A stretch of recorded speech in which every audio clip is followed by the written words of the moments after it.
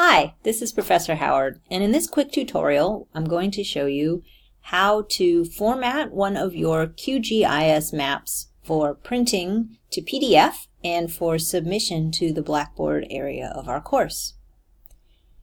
To print a map, you want to first format the map within QGIS's activity pane so that you have it in the size and scale that you like. So let's say you want the map to show in the print version something like this area we're looking at here. So you would go ahead and zoom in to that scale here in the main work area. Then you want to go ahead and click on the project menu, choose New Print Composer. You can create a title for the print composer if you'd like. I'll just give it the number 5 and then say OK. This takes us to another area. This is the Print Composer, a separate window that's opened up. And here you want to choose Add Map, which is the little image of a scrolled piece of paper. Drag a box, some sort of rectangle, onto the paper, and when you let go, your map appears. There are commands that let you move this around.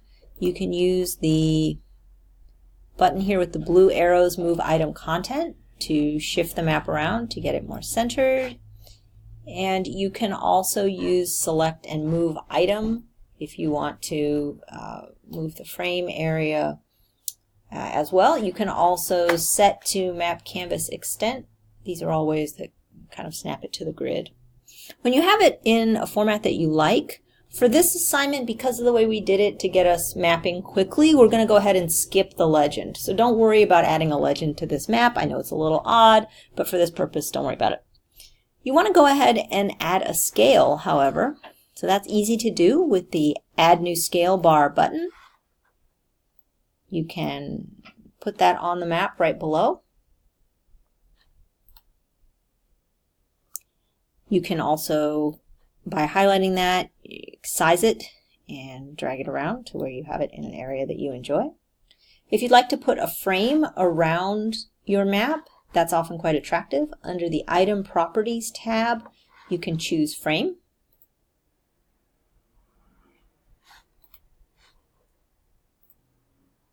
This will add a frame. You can then keep your scale bar just below that frame. To add a title, you want to Add New Label.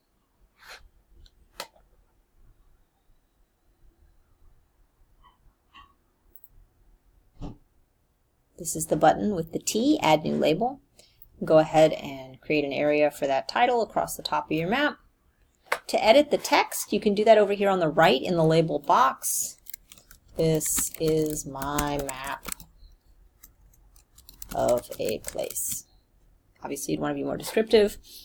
You can go ahead and format that with the controls over on the right. They let you control the size, the font size. All right, so you want to make it bigger, different font, etc. You can align it horizontally, you can align it vertically until you have it in the way that you want the map title to be formatted. This should be a descriptive title that indicates something to the viewer of the content of the map. Then you want to go ahead and get ready to print this map out. If you want to, you can add a directional arrow by using the image feature. And if this were a real map situation and not simply a tutorial, we would go ahead and put in our legend. But now you want to go ahead and print this out. So to do that, you can go ahead and click on Composer.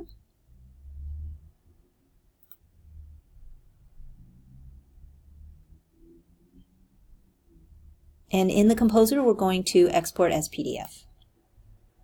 So this will let you take this item out. You can save it as test print map, let's say, and I'll put that on my desktop in the 1940 project folder so that I can see how that looks.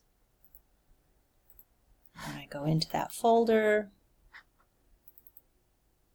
We can see this is a document that's a simple PDF that I could then submit into the Blackboard area with this assignment.